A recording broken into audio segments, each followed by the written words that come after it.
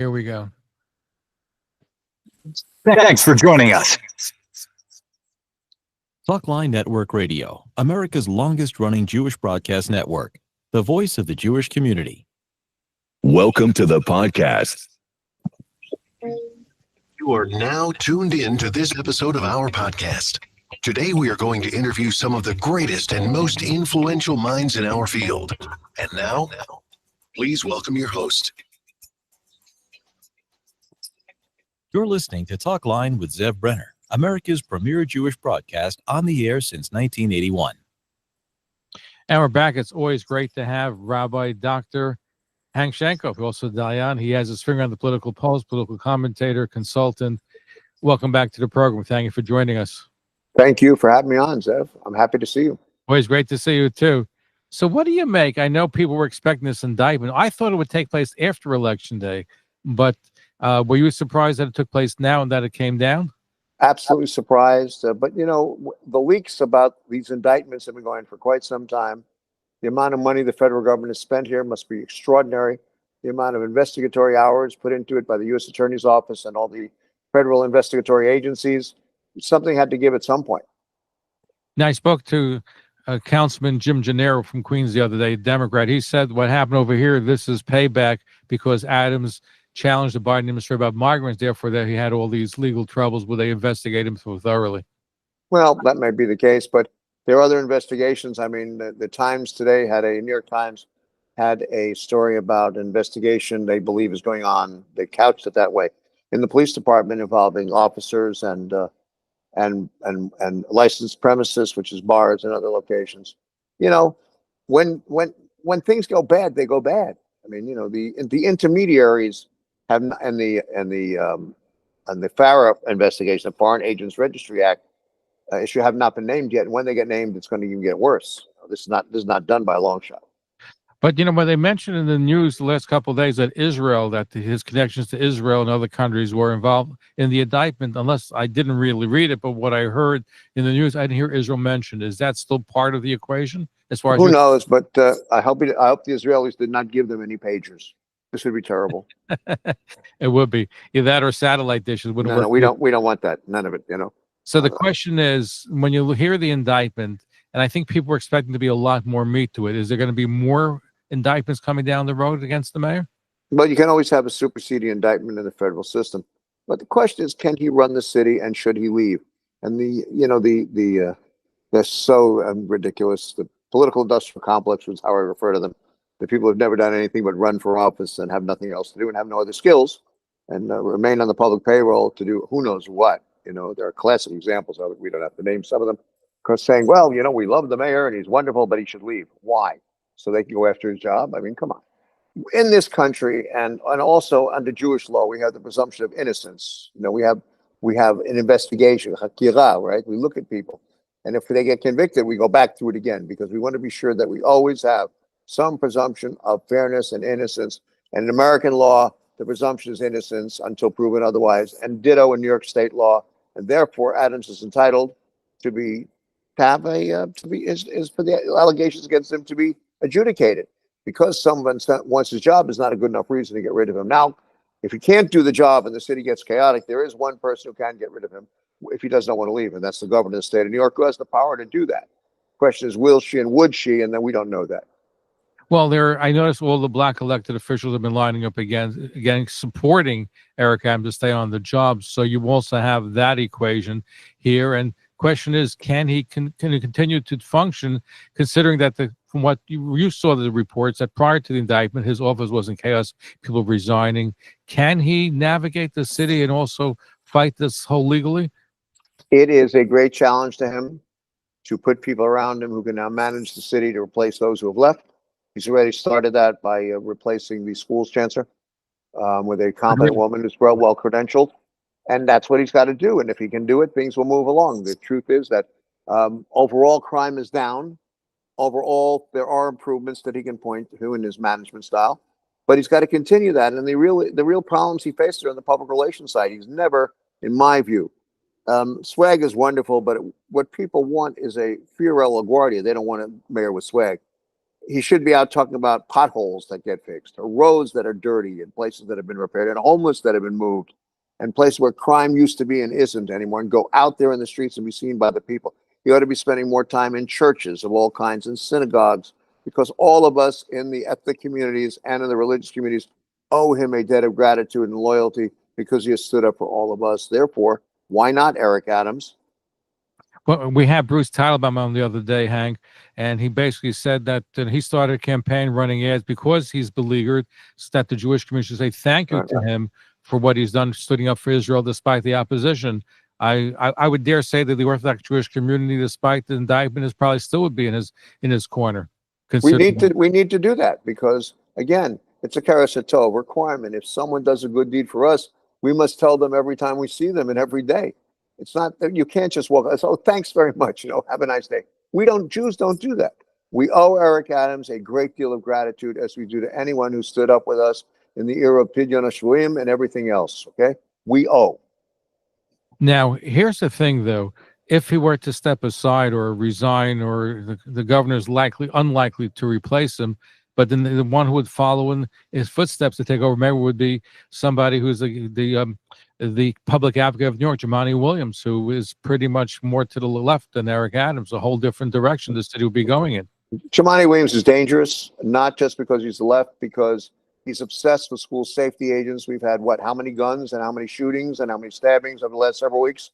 He is responsible for reducing the number of school safety agents, making our schools less safe, okay? Public schools, for stabbings, for those children being injured. He refers to school safety agents, and he can sue me if he wants, but he's a public figure, and we can say anything we want in Jumaane Williams. But I think he referred to them as perverts and thieves or something like that. And these are primarily Black women who work for a living and stand on their feet.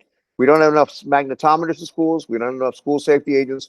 We have constant shootings and incidents, and he's responsible because he's the guy that helped cut the budget for those services. So people who say that Mayor Adams should resign could end up with a candidate with somebody who is going to make the city a lot worse than it is right now.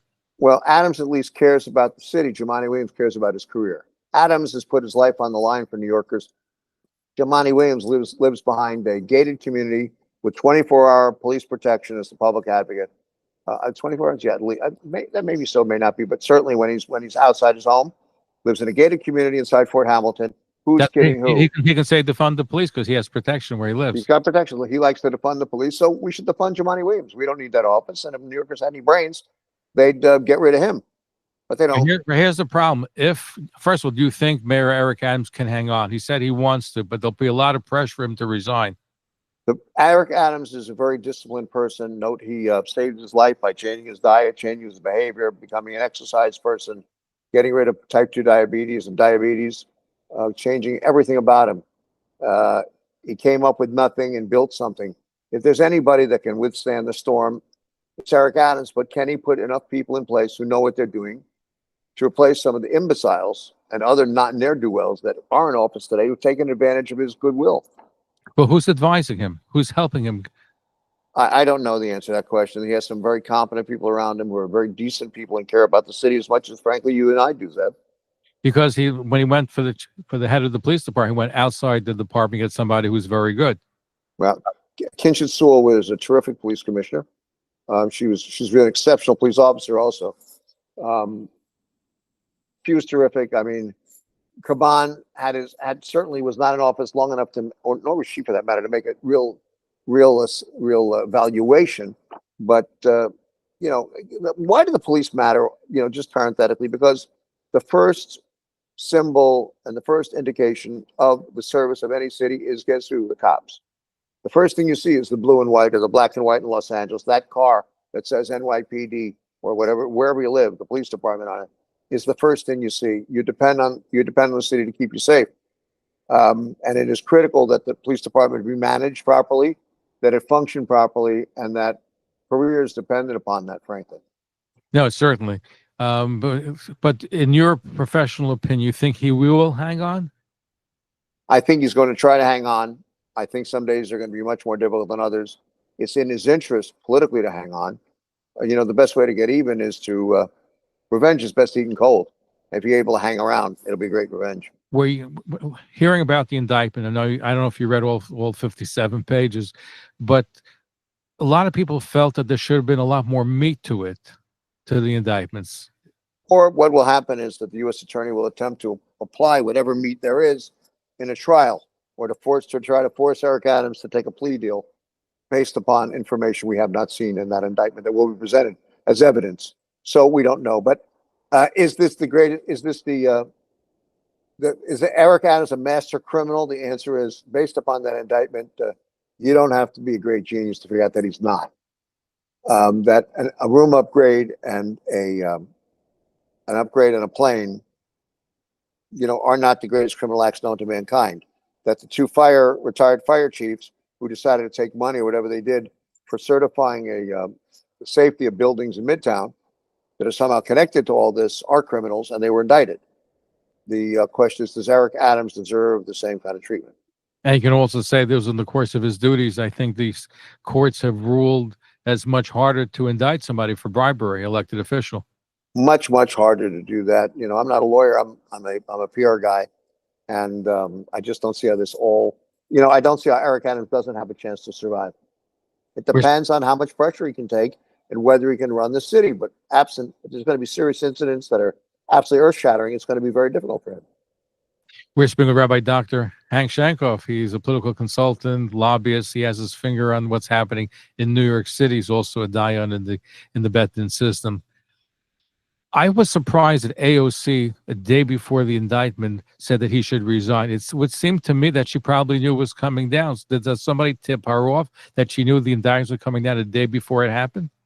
This is a person who somehow decided that the Israeli action in blowing up the pages of criminals who want to kill us was a very bad thing, meaning she obviously likes dead Jews, and who was condemning Israel for defending itself against Hezbollah throwing rockets at us. So why are we even talking about her? Her career and her life are spurious at best. She makes herself out to be this great working class genius. Now, I am a working class guy, not a genius. She went to Boston University. I think when I was a kid, they wouldn't let me in the back door. Why? Because I couldn't afford to walk in, and I had no parents telling me to do it. So I laugh at her hysterically, and we should all begin to laugh at her hysterically. She's only interested in one thing, which is her career and making lots of noise. Eric Adams is a centrist. She's a leftist. The leftists would like to take over New York City and destroy it. We have to somehow stop her and them. Now, some of the people that are put their hat into the ring are considering running. Of course, you have Scott Stringer, Brad Lander, Andy Cuomo. I think he was waiting for an indictment to come down because I believe it's rumored that he'd like to run for mayor of New York, and this might be an opportunity for him. Well, it could be an opportunity for him. I mean, he based upon his history, building a bridge, recreating two airports, putting 750 more cops in the subway system, which he was criticized for all the way around. He did that, MTA police officers, and 11 on-time budgets. I mean, and on and on and on and on. Why not? Brad Lander. I don't know what Brad Lander's great claim to fame is. That Linda Sarsour, who hates all of us, calls him her mensch, or that he supported BDS. I'm trying to figure out what makes him so special that by supporting BDS, why don't you just say to Iran, please come and kill everybody that you hate in the West, which is what their plan is, as you know. The Megillah Esther explains why they're frustrated, but given the opportunity, they will put Sharia law in and kill everybody. They do. That's what they do. So that's who Brad Lander is. Scott Stringer has problems. He thinks he'll win because he can take the west side of Manhattan. Maybe he can, but he can't with the same intensity that he once did. That's pretty clear because of his own scandal. So who could win the election if it were a choice between Brad Lander, Scott Stringer, and Andrew Cuomo? Probably Andrew Cuomo. Right. Why? He'll win the blacks, he'll win Latins, he'll win some of the Manhattan as a manager. Manhattanites may pretend to be liberal, those of us who are not from, but they're really not. They vote for those who can benefit them the best. No, Captain Garcia. But here's the thing. He's been a strong leader, and yes, he put the cops and he did a lot of things, but he moved more to the left at the end of his gubernatorial career. Listen, the bail reform was on his watch. Mm-hmm. There's controversy regarding his book and also with the nursing homes. He was a hearing in Washington. So he has these negatives. Can he overcome them? Can Brad Lander and or Scott Stringer risk everything by attacking them on them? And who reads the papers anymore? They get their news from YouTube and online. Correct, exactly. Now, there's some other races that are important. You have Republicans like, Anthony D'Esposito in Long Island, and you also have Mike Lawler in Rockland County. There are a whole bunch of negative ads coming out against Anthony D'Esposito. It's a very tight race. Will the allegations that he put his mistress, girlfriend on the payroll, would that hurt him? And can he lose? He can lose, and it can very well hurt him. But the reason why, what mitigates against all that is that people in that district, especially now, and the indictment of Eric Adams does not help Democrats in the suburbs whatsoever. People in the suburbs are afraid that New York City is spilling over the Nassau County line. Also, it's spilling into Northeast Queens, which abuts Nassau County, and that somehow the migrants, the crime, the craziness, the corruption will seep over that line, and there will be a disaster, and it'll be just like, the Bronx, Manhattan, and Brooklyn. That's what they're worried about, and therefore that will mitigate against voting against D'Esposito. D'Esposito also has someone running against him who is very skilled, has raised the money, and has a record, who's well regarded. So it's going to be it was always going to be a tough race, and he could lose it. That being said, the Democrats have done badly in Nassau County at the more local level under the present leadership, when they have more than a 50% registration number in the county, be doing better, but they're not. And that is about, again, people afraid of that New York City seeping over.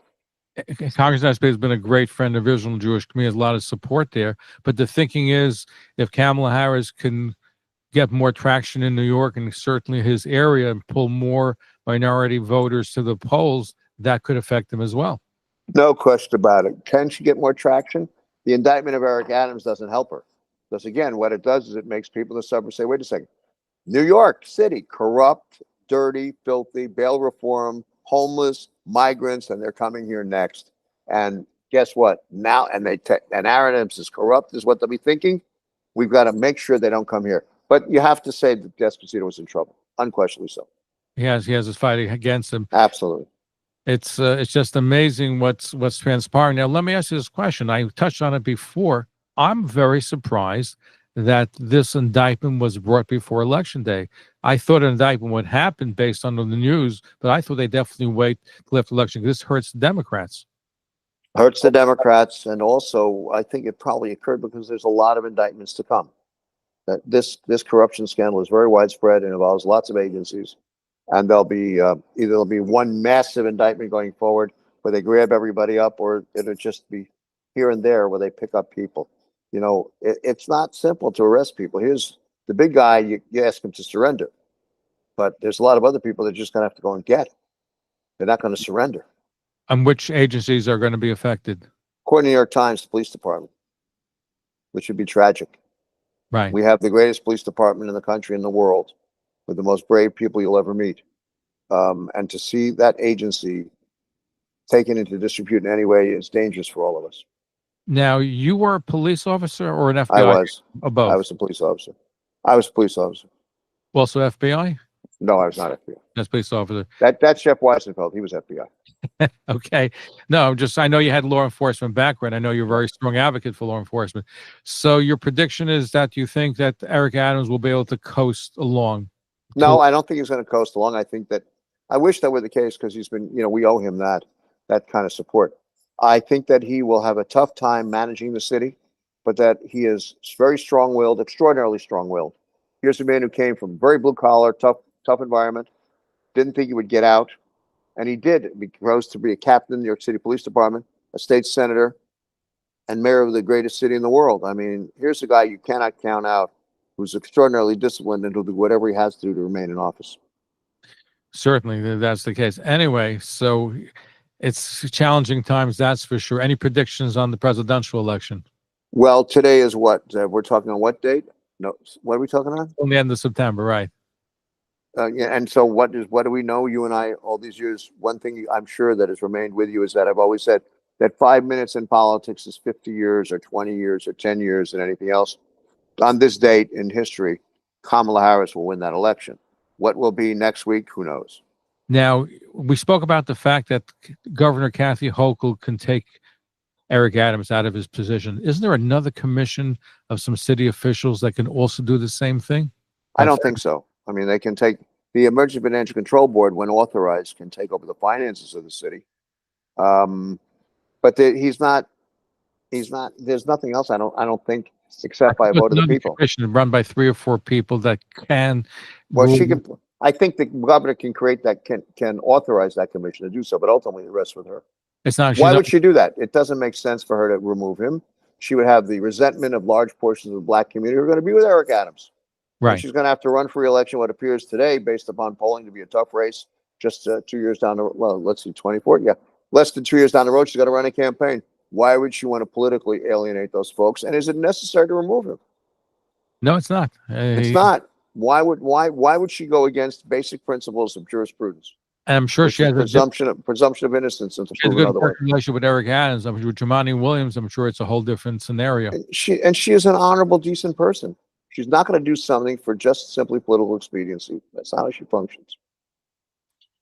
Rabbi Dr. Hank Sheinkopf, thank you for being with us. Look forward to having you back again. Continue what you're doing. You have your finger on your pulse. And I know, are you rabbinating over the Jewish holiday season? Actually, you know what? I rabbinated all during the summer, and I've rabbinated out for a while. But I'm going to learn, and I'm going to be with my family, and I'm going to do the things I do, and I'm the luckiest man in the world. No, thank God. Wonderful family and continued success, and look forward to having you back. And to you and your family, Shana Tova. Happy and to you, Zev, and all of your listeners, Shana Tova, and everyone should be blessed with extraordinary good things for all of Kahal Yisrael and all of us and all of the world in the coming year. Hank Sheinkopf here on the Talkline Network. Thank you for tuning in to Talkline with Zev Brenner, America's premier Jewish broadcast, the pulse beat of the Jewish community. For continuous Jewish programs, TalklineNetwork.com, or our 24-hour-a-day listen line at 641-741-0389. For past shows, you can find us on iTunes, Spotify, Amazon, YouTube, Instagram, and all major podcast platforms, or jewishpodcast.org. Thanks for listening to the TalklineNetwork.com. Follow us on Facebook, Twitter, and Instagram. All right. Thank you. We're away. Good. Thank you, Zeb. I hope everything continues.